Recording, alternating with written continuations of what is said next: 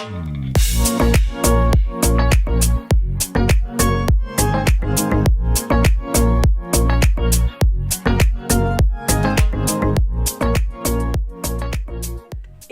à tous et à toutes, j'espère que vous allez bien. C'est Yemina et je vous retrouve ici avec une vidéo qui est vraiment une parole d'exhortation, je vais dire, parce que je veux parler à vos cœurs, je veux vous encourager aujourd'hui, à vous mes soeurs et mes frères qui me suivez d'un peu partout. D'ailleurs, merci pour tant d'amour que vous témoignez dans mes vidéos, merci de partager, merci de vous abonner. J'ai vu qu'on a dépassé aussi la barre des 100 abonnés, ces 100 personnes qui sont un peu partout dans le monde derrière leurs écrans, qui ont décidé vraiment de soutenir cette page, d'écouter les enseignements, d'être inspirés, de recevoir en fait la parole que le Seigneur a pour vous. Donc que le Seigneur vous bénisse, merci, merci, merci beaucoup. Et je sais que on va continuer de grandir. D'ici la fin de l'année, on aura de nouveaux contenus, d'autres choses à faire. Et yeah, I'm so happy about that. Thank you so much, guys, and God bless you. Cette semaine, je veux vraiment vous encourager encore une fois. Je veux parler à vos cœurs, je veux vous exhorter, je veux vous édifier. Je pense que j'ai fait une vidéo précédente qui s'appelait Don't Rush. Et Don't Rush, c'est vraiment prends le temps, pas prendre le temps, mais ne cherche pas à te précipiter, tu vois. Tu n'es pas en compétition avec quelqu'un. C'est quand on est en compétition avec quelqu'un d'autre, qu'on essaie de courir, de se précipiter parce qu'on veut dépasser une personne, parce qu'on veut arriver à telle ou telle autre personne. En fait, quand tu arrives à un point dans la vie où tu réalises que le fait que, je sais pas, que tu sois célibataire et que quelqu'un d'autre soit marié, ça veut pas dire que cette personne est devant toi, tu vois. Le fait que toi tu sois, je sais pas, le fait que toi tu ne sois pas encore riche et qu'une autre personne est riche, c'est pas dire que tu es derrière. En fait, la vie, elle ne se mesure pas par rapport aux autres, elle se mesure par rapport à ce que Dieu dit que nous soyons. Quand tu t'assois aujourd'hui et que tu es en train de réfléchir à ta vie, et que tu es en train de décider, mais à quel point je suis, ta référence, c'est pas les autres. Ta référence, c'est ce que Dieu dit que tu es, c'est-à-dire dans le plan de Dieu. Aujourd'hui, on est le combien? Le 18 mars. Aujourd'hui, le 18 mars, enfin, je sais pas exactement, mais aujourd'hui, le 18 mars, où est-ce que Dieu veut que je sois? Où Dieu veut que je sois là, mais est-ce que je suis là? C'est ça en fait la comparaison. Et c'est pour ça qu'il est très important pour tout le monde, femme comme homme, d'avoir une vision pour ta vie en fait. De regarder à l'avenir, de regarder sur les 3 ans, les 5 ans, l'année, le mois, la semaine. Est-ce qu'on est là? Est-ce que je suis là où Dieu veut que je sois en fait? Si tu regardes aux autres, tu seras tellement frustré et tu ne seras pas capable en fait. Et je ne sais pas pourquoi j'en reparle encore sur cette chaîne en tout cas. Si tu regardes les autres, tu seras frustré. Tu ne seras pas capable de te réjouir pour ta soeur. Tu ne seras pas capable de te réjouir pour ton frère. Parce que tu vas te sentir en retard. Tu vas te sentir en arrière. Tu vas penser que rien ne t'arrive. Rien de bon ne t'arrive. Que voilà, tu es celle qui est toujours derrière. Tu es celui qui est toujours derrière. Non. Ma marche personnelle avec Dieu, mon appel, c'est à quoi Dieu m'appelle, ce qu'il veut pour ma vie, c'est carrément différent de ce qu'il veut pour ta vie. Et c'est pour ça que même en fait les exigences que Dieu a pour nous sont complètement différentes. Tu as ta propre marche avec Dieu. Je sais, par exemple, dans le cas de l'alcool, il y a des personnes qui peuvent boire du vin. It's okay. D'autres personnes, tu sens la conviction du Saint-Esprit. It's not for you. Tu vois, il y a d'autres personnes, je sais pas, surtout pour les cas de l'habillement, pour deux sœurs qui ont porté une même robe, une va avoir des regards bizarres, l'autre, it's okay. Les gens ne remarquent même pas. Tu vois un peu? So, il faut être conscient, en fait. Il faut être conscient every day, at all points in life, du caractère unique de ta marche avec Dieu. Du fait que ton point de référence, c'est là où Dieu te veut, ce n'est pas les autres. Et c'est parce que on se compare aux autres, qu'on a cette mentalité de quelqu'un me dépasse, je suis derrière quelqu'un, etc. C'est parce que les autres sont nos références, les amis, friends. Les autres ne sont pas nos références. Encore une fois, notre référence, c'est là où Dieu nous veut. Quand tu dois comparer ta vie, quand tu dois examiner ta vie, ce n'est pas en fonction de ce que tes sœurs font, ce n'est pas en fonction de où tes sœurs sont, c'est en fonction de ce que Dieu a dit que tu es. Est-ce qu'il t'a dit qu'en 2021, tu devais faire ça et tu n'es pas encore là-bas? Qu'est-ce que tu dois faire? Tu dois développer pour y arriver. That's all that should be your business. Je dis pas qu'il faut, et encore une fois, allez regarder la vidéo, je pense que je vais mettre un lien. Il faut pas mépriser en fait ce que les autres sont en train de faire, non. Parce que toi, tu n'as pas encore ouvert d'entreprise, alors que le Seigneur t'a appelé à ouvrir une entreprise. Il ne faut pas commencer à être aigri et mépriser d'autres qui ont ouvert des entreprises. You know, parce que Dieu t'a dit quelque chose et d'autres personnes sont en train de manifester le même appel. It's okay, it's okay. Honestly, il y a de la place pour tout le monde en fait. Donc je veux encourager une sœur aujourd'hui qui est peut-être découragée par rapport aux événements de la vie, qui est peut-être découragée par rapport à ce à quoi elle a appelé, qui est peut-être découragée, ou un frère qui est peut-être découragé parce que tu veux accomplir des choses, tu veux arriver à faire des choses, mais tu commences petit. Ne méprise pas les petits commencements parce que au-delà même du succès, de la grandeur et tout ça, il y a un prix à payer et puis il y a une responsabilité à assumer. Tu vois un peu. Je prends un cas, l'entrepreneuriat. Si l'Éternel t'a appelé aujourd'hui à ouvrir une entreprise, dis Dieu merci que tu n'as pas encore 100 000 $, tu n'as pas encore 10 000 $ parce que tu n'es pas sûr en fait de ta capacité à pouvoir gérer les trucs. Quand on a 100 000 $, on a des problèmes de 100 000 $, on a des dépenses de 100 000 $. Et moi, en fait, j'évalue en fait ma vie et puis je me rappelle de certains moments de ma vie où financièrement c'était difficile. Je te dis que financièrement c'était tellement difficile et je me dis, tu vois, quand on est dans ces moments, on se dit oh, ok, si je commence à gagner plus d'argent, je pourrais économiser ci, je pourrais économiser cela. Mais le truc c'est que quand quand tu gagnes encore plus d'argent, donc quand ton revenu, I was thinking about income, quand ton revenu augmente, c'est que tu as des dépenses maintenant des gens qui ont ce revenu. Par exemple, si avant tu gagnais vraiment le strict minimum, tout ton souci c'était de pouvoir manger, de pouvoir payer tes factures, de pouvoir juste prendre soin de toi vraiment au minimum du minimum. Mais une fois que ton revenu augmente, tu vois que, en fait, il faut que tu ailles chez le dentiste checker tes dents, il faut que tu ailles chez l'ophtalmologue parce que tu as eu mal aux yeux, il faut que tu ailles faire un bilan de santé, il faut que tu fasses des offrandes, il faut que tu donnes ici, il faut que tu aides, tu vois aussi, tout commence à évoluer. Et c'est vrai que des fois, on dit aux gens, you know what, quand ton revenu augmente, n'augmente pas tes dépenses. Mais il y a des dépenses qui viennent naturellement, en fait, parce que, justement, un autre niveau de revenu, c'est un autre niveau de responsabilité. Et ça implique des coûts, qu'on le veuille ou pas. Tu vois, donc ces coûts naturels là qui viennent avec le revenu, tu es obligé de les assumer. Et c'est comme ça aussi dans la vie. Et je lisais un dévotionnel, je pense, par Sarah Jakes Robert, qui disait que si quelque chose n'est pas encore sur ton plateau, faut dire gloire à Dieu parce que ça veut dire que tu n'es pas encore prêt en fait à manager, enfin tu n'es pas encore prêt à recevoir cette chose-là, tu n'es pas encore prêt à gérer cette chose-là. Je sais que ce mois-ci, on parle vraiment des relations partout. Il y a des séminaires de mariage ici, des séminaires de mariage, etc. Honestly, des fois, si des choses ne viennent pas dans ta vie, ça veut dire que tu n'es pas prête à gérer. Ce que cette relation requiert, en fait, les requis, voilà, les prérequis de nos futures relations, que ce soit en amitié ou en amour, sont différents pour chacun. Ok, donc je vais pas dire oh toi c'est parce que tu vas marier un roi que c'est aussi difficile pour toi, que ta préparation tarde, que tu attends depuis. Honey, l'impact que tu dois avoir, ok, c'est différent d'un couple à un autre. Mais toi, le Seigneur sait que pour une personne par exemple, je vais prendre un exemple, pour une fille X, entrer dans le mariage sans savoir préparer, it's not a big deal.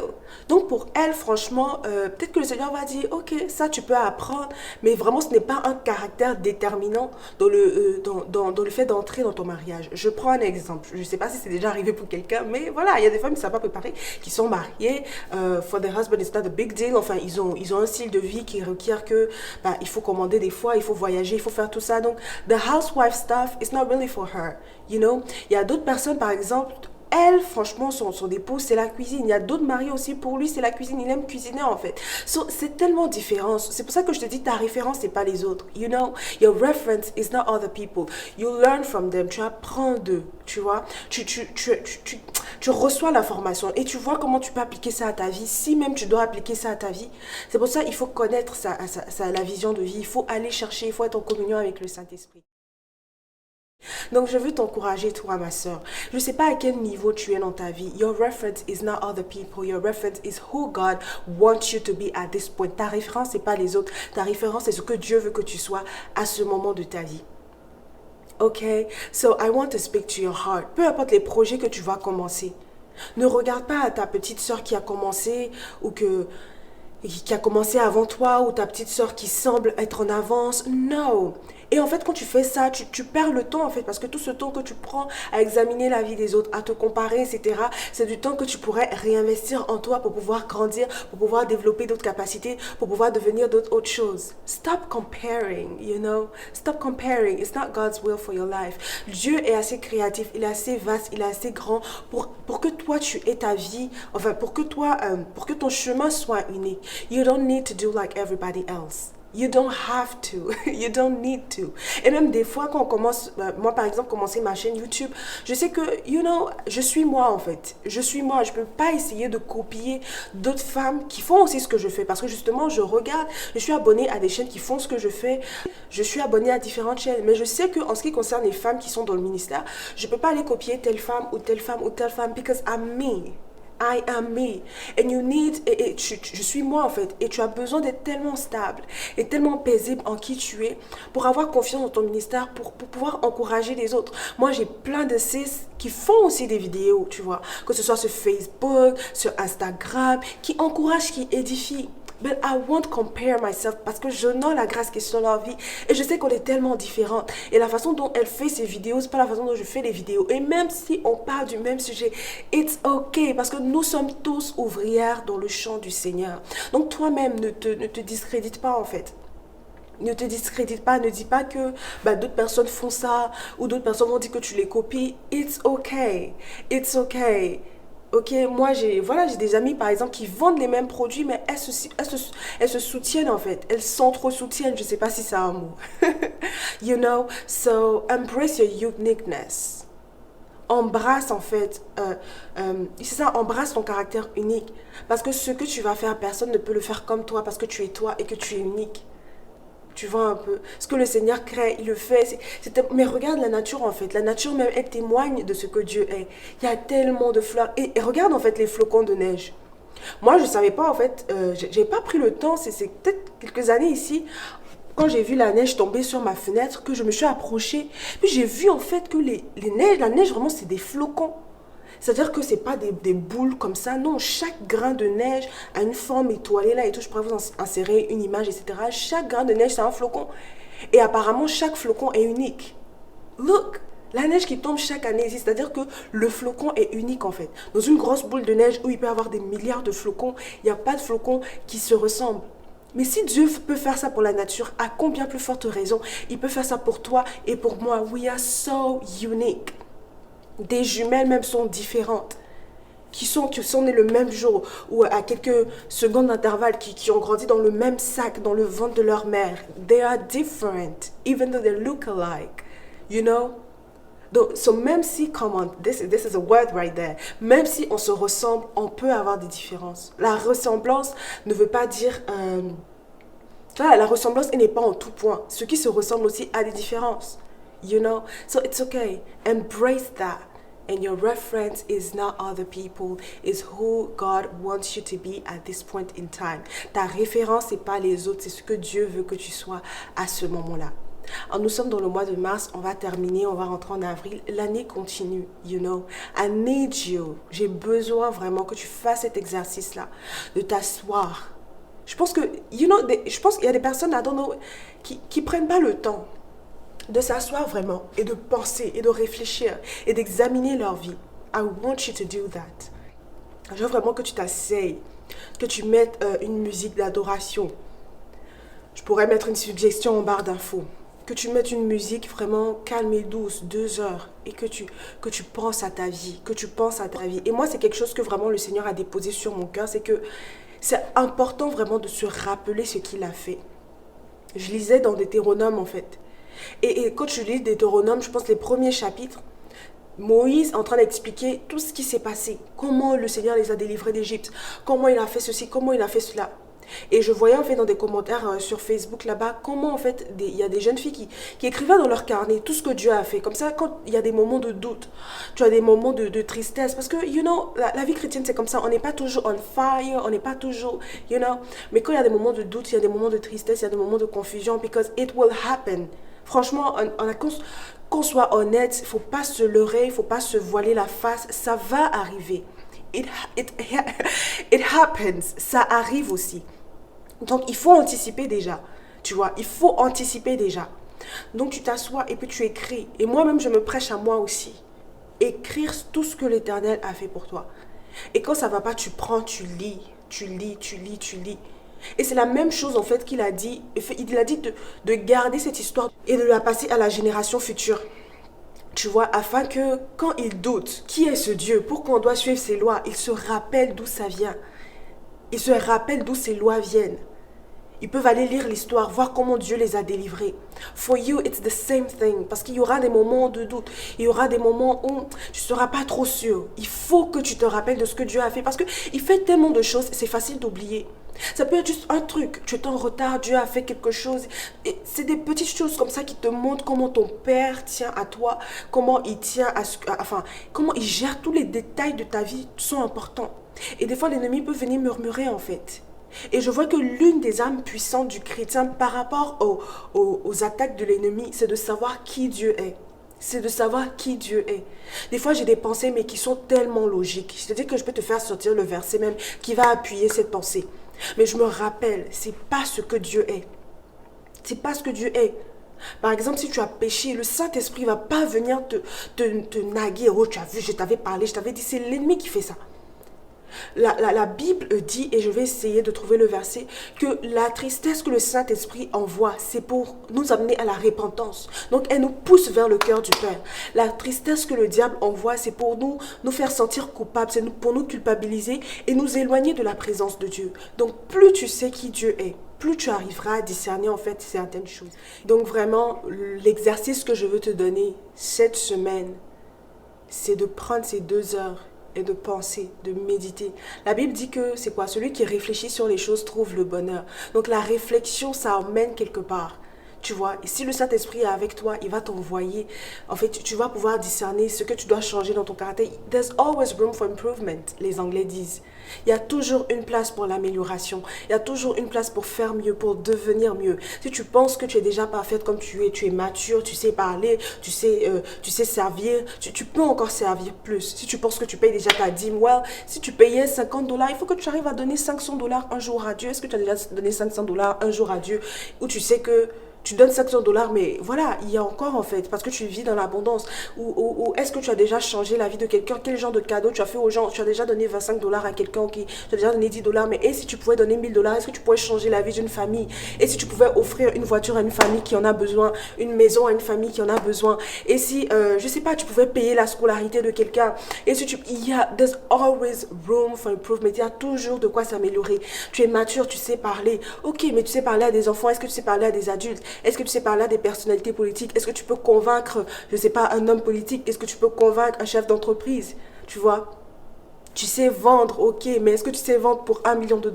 There's always room for improvement. Que le Seigneur continue de t'inspirer. Que le Seigneur continue de t'inspirer. Moi, j'ai 100 abonnés et je suis tellement reconnaissante. Mais je continue encore parce que je veux que la majorité puisse être impactée. C'est pas vraiment par rapport au nombre, c'est l'impact, c'est les vies qui sont transformées. C'est les messages que je reçois de vous qui disent que vraiment vous avez été édifiés. That's all. I want God to continue to do this and to increase the capacity. There's always, il y a toujours moyen de faire mieux. Donc vraiment, c'est l'exercice que je te donne cette semaine. Laisse le Saint-Esprit t'inspirer. Vois encore dans ta vie. Et ne sois pas triste si tu vois qu'il y a des choses à améliorer. It's okay. Commence à te faire à l'idée que la vie, it's a journey. La vie, c'est un processus. C'est un voyage. Tu ne vas pas t'arrêter de grandir. So it's okay. Par rapport à là où tu vas, tu vois en fait qu'est-ce que tu dois faire, qu'est-ce que tu dois pas faire, comment tu dois te comporter, comment tu dois te présenter. All of those things. All of those things. Tu vois. Donc, yeah, that was my word for you today. Que le Seigneur t'inspire encore, qui te parle. Et on se retrouve pour une autre vidéo. Que le Seigneur vous bénisse. N'hésitez pas à partager, vraiment partager à des personnes, à des sœurs qui seront encouragées par cette vidéo-là. Partagez à des frères sur Facebook, sur Instagram, sur YouTube, sur WhatsApp. Anyways, commentez aussi, likez. Vraiment que je sache en fait qu'est-ce que cette vidéo t'a apporté par exemple. Que je rende gloire aussi à Dieu pour ce qu'il fait dans votre vie. Amen. So, rendez-vous la prochaine fois pour une autre vidéo. And God bless you.